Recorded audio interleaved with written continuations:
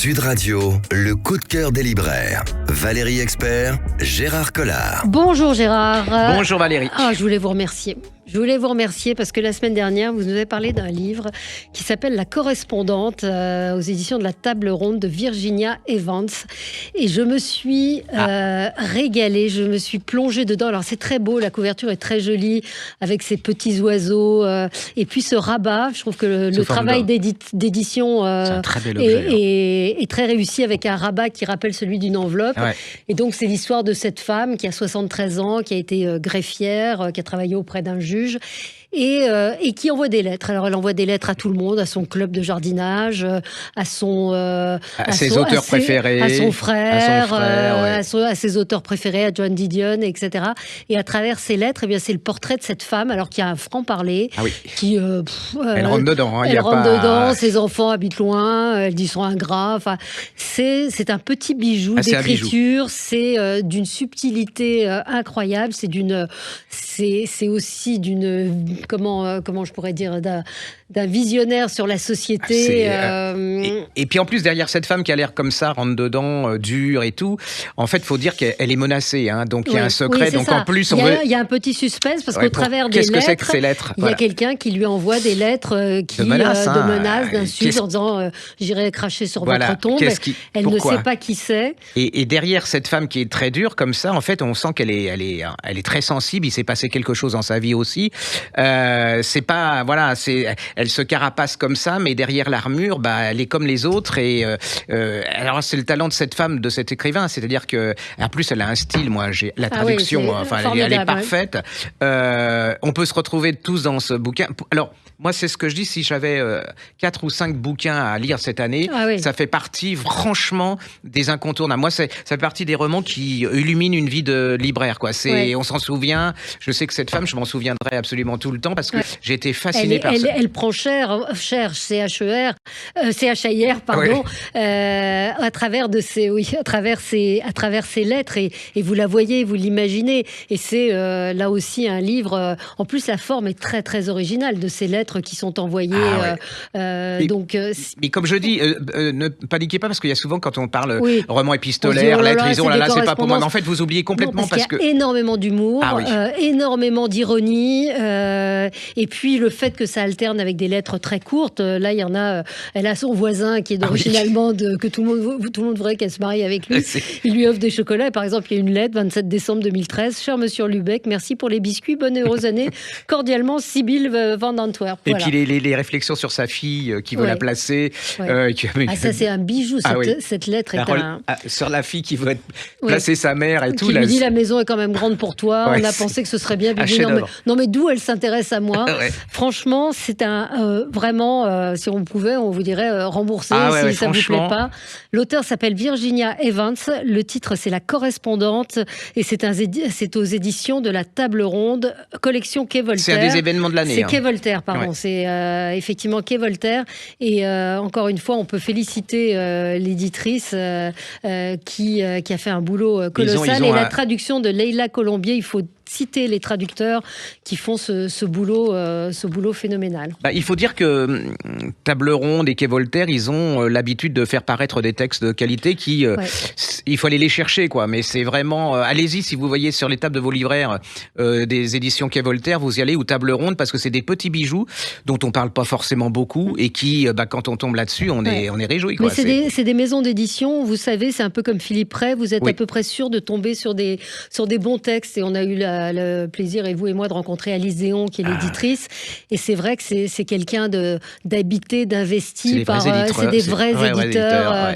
Et là, c'est un livre important, effectivement. La correspondante, Virginia Evans, ne passez pas à côté. Alors, moi, je suis tombé amoureux de ce bouquin. Alors, c'est pas un roman, c'est une biographie, mais qui se lit comme un roman. Ça s'appelle L'Hôtel Louisiane de Julie Duchâtel, chez Michel Lafon. Et c'est une sorte... Comment vous dire ? Alors, l'Hôtel Louisiane, il existe. Il est 60 rue de Seine. C'est l'histoire d'une jeune femme. Hein, enfin, oui, non, elle est toute jeune, elle a 13 ans, elle est normande. Ses parents étaient très riches et puis ils font faillite. Bon, parce que le père est pas très très fort au niveau gestion. C'est un rentier. Hein, on est dans les années 1920. Hein. Donc, ils la mettent à l'école. Elle est brillante, elle est intelligente, elle a son certificat d'études. Mais le père dit, voilà, maintenant que tu as ton certificat d'études, tu pars à Paris pour gagner de l'argent, pour financer, parce que nous, sa mère est malade et lui, c'est un peu je vais être vulgaire, mais un peu feignasse. Et donc, il envoie sa fille de 13 ans travailler dans un hôtel tenu, entre autres, par une cousine. Et elle se retrouve à l'hôtel Louisiane. Et en même temps, à la même époque, vous avez un jeune jurassien, un campagnard, un paysan. Oui, qui est, ça c'est à le côté. À l'époque, on pouvait dire ça. On disait campagnard, hein. Et donc qui revient de la guerre. Et puis il a eu une marraine de guerre. Ils ont eu un échange de lettres. Et c'est une histoire vraie, hein, tout ça. Et alors, il est complètement tombé amoureux de cette femme, même érotiquement. Enfin, je veux dire, et donc il va retrouver sa famille dans le Jura. Il décide il dit c'est plus ma vie là. Je pars à Paris aussi et je vais rencontrer ma marraine. Et cette marraine, elle est complètement folle. C'est une aristocrate qui connaît tout Paris. Elle va dégrossir oui. le jeune homme. Sexuellement, c'est une apothéose. Et ils vont. Alors, je vais pas vous faire. Et la gosse de 13 ans va mûrir. Elle va malheureusement avoir un enfant hors mariage. Lui, il va devenir directeur de l'hôtel. Voilà, c'est le couple qui va faire de cet hôtel un hôtel absolument incroyable. Alors, c'est un hôtel, c'est à l'époque où Saint-Germain-des-Prés, imaginez, c'était fauché, oui. C'était malsain, c'était pas le Saint-Germain-des-Prés. Mais alors, par contre, dans cet hôtel, il y a des jazzman américains, il y a des écrivains en devenir. Et là, c'est toute l'histoire de cet hôtel qui est devenu mythique dans Saint-Germain-des-Prés. Vous allez rencontrer Saint-Exupéry, Hemingway, Camus, Simone de Beauvoir, Sartre. Mais en plus, c'est l'histoire d'une femme, parce que je trouve que l'héroïne, d'accord, il y a l'hôtel, mais c'est cette femme, parce que cette femme, elle va prendre son destin en main, elle va décider qu'il faut, elle va y arriver, elle est fille-mère. Je trouve que c'est une très, très, très belle histoire, et c'est un très beau portrait des femmes à une époque, parce qu'il y a un moment, son mari meurt, mais elle peut rien faire, parce que je ne savais pas, mais les femmes ne pouvaient pas toucher l'argent, enfin, elles ne pouvaient pas avoir accès au carnet de chèques. Donc, qu'est-ce qu'elle fait ? Elle va voir les gens qui habitent l'hôtel, elle dit, qui veut m'épouser ? Et comme ça, elle se dit, je vais avoir un époux et donc je vais pouvoir... C'est absolument irrésistible. Et je voulais dire aussi à la base, c'est que cet hôtel avait été fréquenté par Rimbaud et par Verlaine. Ah. Donc c'est là qui est vraiment à la base de ce... Allez-y, si vous le voyez, c'est vraiment un plaisir, ça se lit, mais... En plus, ça vous donne envie d'aller voir. Mais alors, ça a continué, hein, parce que là, ça s'arrête à la Seconde Guerre mondiale. Mais après, il y a les chanteurs, il y a Juliette Gréco, il y a plein de gens comme ça qui l'ont fréquenté. Et c'est vraiment voilà. Ça s'appelle Hôtel Louisiane, Julie Duchâtel, le grand roman de Saint-Germain-des-Prés. Et c'est chez Michel Lafon. Voilà. Quoi d'autre ? Qu'est-ce que je peux vous donner d'autre sur ma petite liste ? Alors, moi, si vous voulez, je peux vous parler d'un livre qui m'a beaucoup plu, qui s'appelle Les courants d'attachement. Je ne sais pas si vous avez vu passer ce livre. C'est superbe chez Grasset. C'est chez Grasset, c'est magnifique. C'est un livre... Le titre m'a rebuté. Oui, mais... Les courants d'arrachement, pardon. Oui. Les courants d'arrachement. Élise Lépine, c'est un premier roman chez Grasset, mais vous êtes emporté, c'est le cas de le dire, par ce roman. C'est un premier roman. Le roman donc, se situe dans les années 50 au Maroc. Il y a une famille, il y a une histoire assez lourde, une histoire familiale. La famille a été tuée dans les camps de la mort, mais c'est d'abord l'histoire d'une femme qui a eu un immense amour, grand amour, qui a disparu. Et on retrouve cette femme au bord de la mer, elle va se baigner. C'est incroyable. Elle va se baigner, elle voit la marée monter, son enfant est sur la plage, et elle est tellement triste, tellement bouleversée par cette vie qui n'est pas celle qu'elle aurait voulu avoir. La mer est agitée, elle est tentée de se laisser emporter. Et puis l'histoire du courant est fascinante quand même. Oui, l'histoire du courant. Alors là, c'est fascinant parce qu'il y a ce courant. Il faut être un écrivain. Là, il faut vraiment avoir le. Je ne sais pas comment ça peut être dans la tête, mais vous êtes complètement dedans. On est pris, emporté. Elle va se laisser aller. En plus, elle a vraiment une écriture qui vous emmène, qui vous prend dans ces tourbillons, justement. C'est très intime. C'est aussi une saga familiale. C'est l'histoire de cette famille sur 20 ans, des années 30 à 50 pendant le protectorat. C'est très, très réussi. Vraiment, premier roman très réussi et qu'on vous conseille parce que vous suivez cette femme, vous êtes prise dans son chagrin de cet homme. Elle a été obligée de se remarier après avec un homme qu'elle n'aime pas, cet enfant qui a 5 ans, est-ce qu'elle va l'abandonner et se laisser emporter? Formidable, vraiment très très beau roman. Donc ça s'appelle Les courants d'arrachement d'Élise Lépine et c'est chez Grasset. N'ayez pas peur du titre. Oui, c'est oui, vrai oui. que moi, quand je l'ai reçu, oh là là, ça m'a. Oui. Qu'est-ce que c'est que ce truc? Et en fin de compte, et puis l'histoire du courant, c'est un suspense fou parce que vous êtes là. Est-ce qu'elle va lâcher prise? Est-ce qu'elle va pas lâcher prise? C'est exactement ça. C'est absolument incroyable. Absolument. Donc on se retrouve dans un instant avec vous, Gérard, avec d'autres livres de détente. Livres. Alors, côté livre de détente facile parce qu'on me reproche qu'on fasse pas assez qu'on est snob et tout. Alors, non, on n'est pas snob. Moi, je m'en reçois plein la tête. Donc, la correspondante, c'est formidable. Oui, je sais bien. À la table des loups, je vous ai dit que c'était mieux qu'une série Netflix. Enfin, franchement, non, nous ne sommes pas snobs. À tout de suite. Sud Radio, le coup de cœur des libraires. Valérie Expert, Gérard Collard. Alors, Gérard, on continue à détente. Et alors, c'est là pour la preuve que détente intelligente. Mais oui, avec talent. Voilà. Et souvenez-vous, ça a été un succès. J'ai été vraiment enchanté que vous nous ayez suivis là-dessus. On vous avait vanté un livre de Magali Discours qui s'appelait Revoir Palerme. Oui, qui était formidable. Une merveilleuse. Il ne faut pas savoir le nombre de gens qui m'ont dit c'est formidable, j'ai passé un moment génial avec ce livre. C'est l'art de se détendre, mais avec des écrivains qui ont du talent et puis qui vous font pénétrer dans un espace et dans une ville. Et là, j'ai trouvé aussi bien. C'est pareil, je me suis vautré dedans. J'ai eu un plaisir immense. Et alors que je ne suis pas allé dans cette ville et que ça m'a donné envie d'aller dans cette ville, c'est Gabriel Blancard. Il a écrit Les Héritiers de Lisbonne, aux éditions Maison Pop. Alors, c'est l'histoire d'une jeune femme. Elle vient d'une femme, qui vient de perdre son mari. Il s'aimait beaucoup. Elle a une assurance vie. Et dans Lisbonne, elle a décidé d'acheter une vieille maison, une vieille maison pour le transformer en hôtel. Et donc, elle va dans cette maison. Elle a un peu peur parce qu'elle se dit c'est un boulot monstrueux. Si elle se vautre, sa vie est quand même fichue. Et dans cette espèce de truc en ruine, elle trouve un carnet. Et dans ce carnet, c'est le carnet intime d'une jeune femme qui a vécu dans cette maison il y a X années, dans les années 20, à peu près. Et donc, cette jeune fille, elle vient de la campagne, et elle arrive à Lisbonne. Elle est complètement ébahie par Lisbonne. Et là, vous allez découvrir deux destins de femmes, mais avec beaucoup de parallèles. C'est-à-dire que ce sont des femmes qui aussi prennent leur destin en main. En ce moment, c'est ça.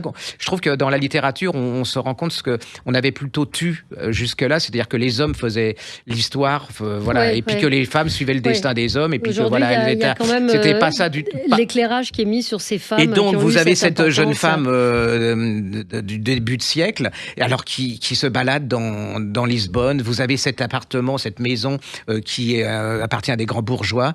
Elle est gouvernante. Elle va s'occuper des enfants, mais en même temps, elle va tomber amoureuse.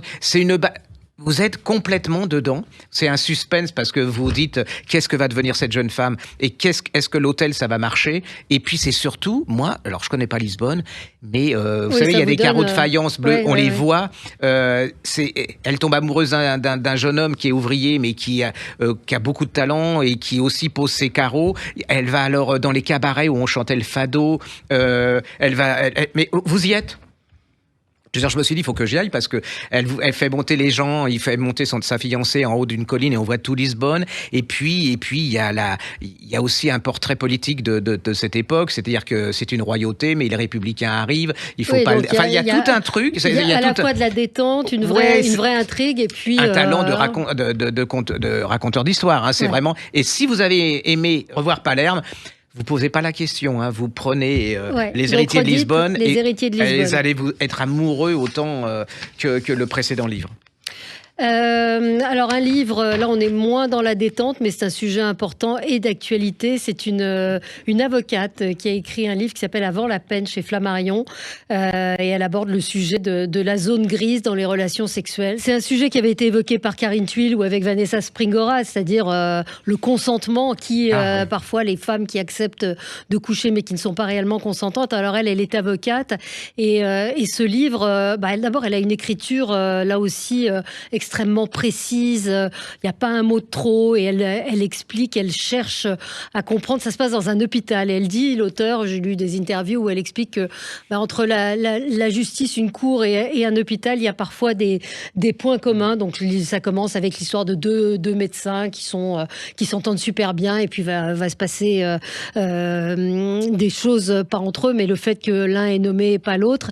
Et puis il y a une histoire de viol qui se trouve être au milieu, et donc elle explore la complexité de devoir juger si oui ou non il y a eu viol, comment ces affaires de violence faites aux femmes sont parfois jugées avec trop de lenteur. Alors c'est pas du tout pesant, c'est vraiment un livre important parce que c'est de son point de vue d'avocate qu'elle raconte ces étapes par lesquelles passent souvent les femmes, et donc c'est un roman qui parle de ces rapports de force, de cette zone grise et de ce temps justement qu'il y a entre un viol et un procès. Donc je vous le conseille si le sujet vous intéresse avant la peine. Laure Heinrich, c'est chez Flammarion. Alors, il y a des personnages comme ça qu'on connaît, enfin à notre époque, pas tout le monde. Laetitia Bonaparte, c'est la mère de Napoléon. Oui. C'est une phrase, avec cette phrase absolument célèbre, pour vous que ça dure. Et ça, elle est, voilà, ça reste ça, on ne sait pas qui elle est. Et il y a une jeune femme qui est, alors en plus, c'est son arrière, je ne sais plus quoi, petite tante, nièce ou je ne sais pas quoi, qui s'appelle Laetitia de Wilt, et qui a fait une biographie absolument formidable, qui s'appelle Laetitia Bonaparte, c'est chez Taillandier. Et alors, là, vous allez découvrir la famille Bonaparte, parce que pour moi, Bonaparte, on m'a toujours appris, petite famille, pas connue, cette femme, on sait pas qui elle est et tout. Et là, c'est une femme absolument incroyable. Déjà, elle était merveilleusement belle quand elle était jeune.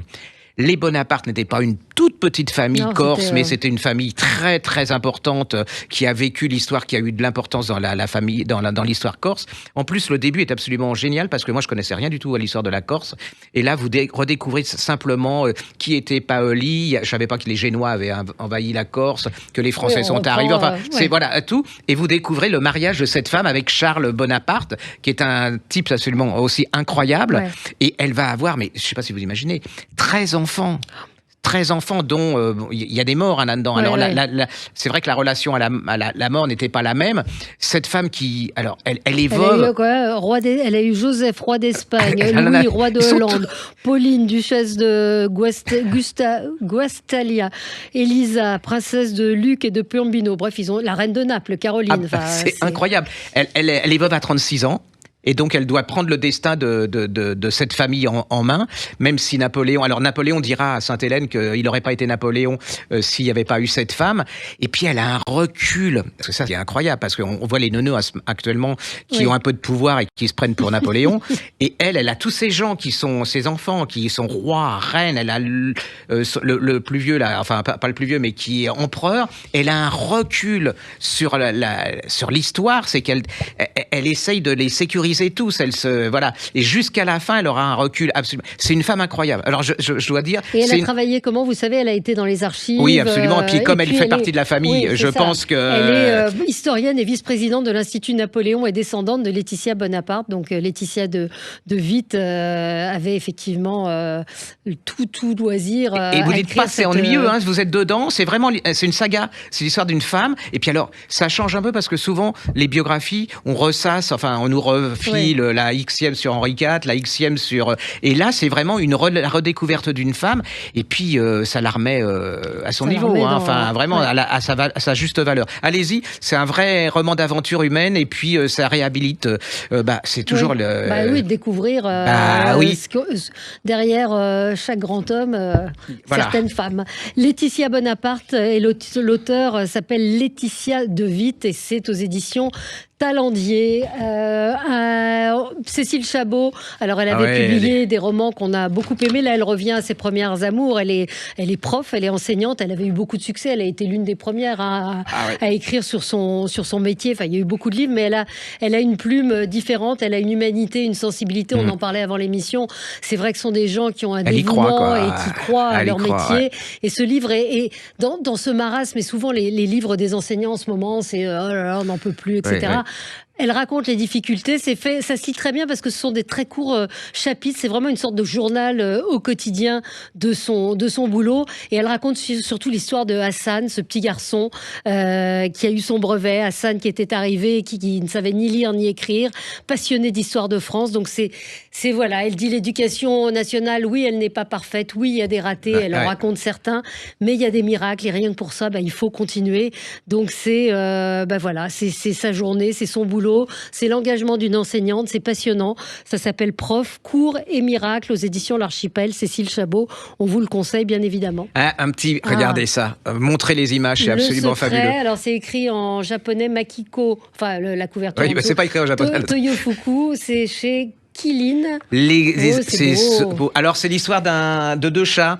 Il y a un petit chat. Alors ils vivent dans une ville de chats. Hein. Et puis il est invité à manger à un grand festin. Il y a du poisson. Il dit non, excusez-moi, mais je m'en vais. Le poisson, je suis pas bien en ce moment et tout. Et puis il y a un autre chat.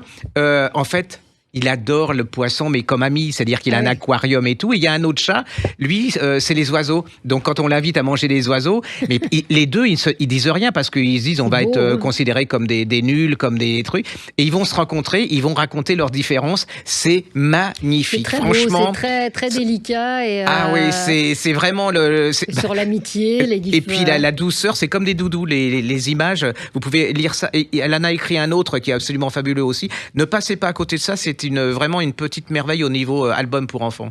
Alors, Harry Potter, ça n'en finit pas. Potter et compagnie, petit guide Harry Potter, la saga.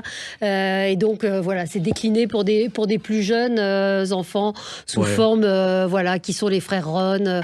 Je vous le signale parce que je sais que les fanas de Harry Potter sont... Mais même pour les adultes, pour ne pas paraître stupides, parce qu'ils n'ont pas lu, vous lisez ça, vous pouvez parler encore avec vos enfants en disant lui, c'est lui, et ainsi de suite. Voilà, les petits guides sur Harry Potter, Hermione Granger, illustration de Laura Proietti. C'est très beau, je trouve que les dessins sont très beaux. Illustration d'Olia Muzza, c'est chez Gallimard Jeunesse. Donc voilà, je vous le signale pour les fanats. C'est joli, Hermione, j'adore. Voilà, je vous appellerai votre fille Hermione.